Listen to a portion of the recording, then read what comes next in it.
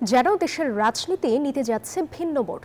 জামায়াতে ইসলামের জাতীয় সমাবেশে সকল ইসলামিক দলের অংশ যেন নতুন জোটের আভাস, এমনটাই চিন্তা নিয়ে বাড়ি ফিরছেন সমাবেশে অংশ নেওয়া নেতাকর্মীরা।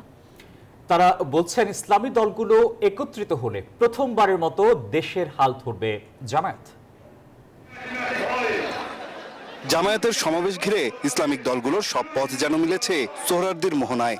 স্মরণকালের সব থেকে বড় জামায়াতের দাবি জামায়াত নেতাকর্মীদের। কারো হাতে দলের পতাকা, কারো হাতে প্রতীক দাড়িপাল্লা, স্লোগানে মুখরিত পুরো এলাকা।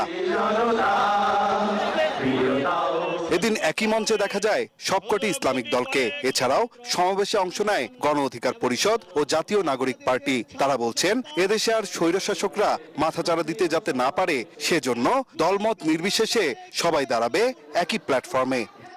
আমাদের মধ্যে মতপার্থক্য থাকতে পারে, কিন্তু এই বাংলাদেশে বাংলাদেশপন্থী ব্যতীত কোন দেশপন্থী, কোন বাদপন্থী, কোন শক্তির আর জায়গা হবে না।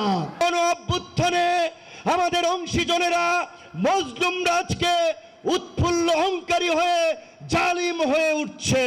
এদেশের মানুষ বান্ডেল থাকলে প্রতি সেনমানিতে টাকা বাঁচবে।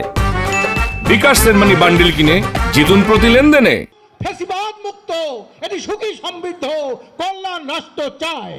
এদিন স্মরণকালের সেরা এই জামায়াত ও ইসলামিক দলগুলোকে একই মঞ্চে দেখে নতুন আশায় বুক বাঁধছেন দলের নেতাকর্মীরা। বলছেন সব ইসলামিক দল একত্রিত হলে প্রথমবারের মতো দেশের হাল ধরবে জামাত।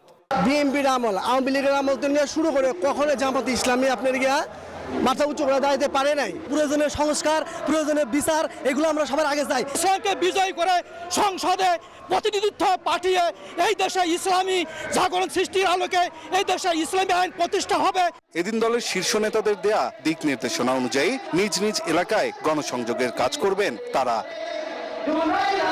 জামাতে ইসলামের জাতীয় সমাবেশ যাতে একই ছাদের নিচে অংশ নিয়েছে সবকটি ইসলামিক দল।